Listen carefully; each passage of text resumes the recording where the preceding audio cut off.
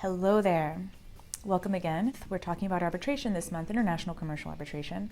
And today's topic is how to make arbitration more cost effective for you through sharpening your arbitration clause in your contract. So arbitration is a feature of contract, right?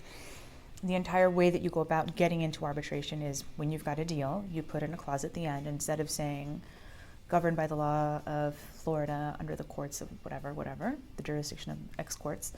You have a clause that says any dispute goes to arbitration in XYZ under whatever institution, and then you can lay out whatever you want. So you can say one arbitrator, three arbitrators. You can specify the discovery process, and the discovery process, for those of you who don't know, means the exchange of information and documents, which is one of the elements that makes U.S. litigation so expensive. One of the things that I suggest is specifying that you will not have U.S.-style discovery and that document requests are to be very limited. The second thing that I often recommend is no depositions. Depositions are extremely expensive and they aren't always as useful as we'd like them to be. Absolutely cut out other American-style document and information mechanisms. For example, interrogatories.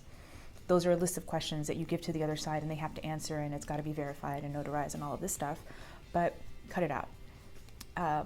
The other thing that is very important is selecting your arbitrators. If you have three arbitrators, your cost is going to be close to 3 times the cost than it would have been if you only had one arbitrator. Those are little things that are important.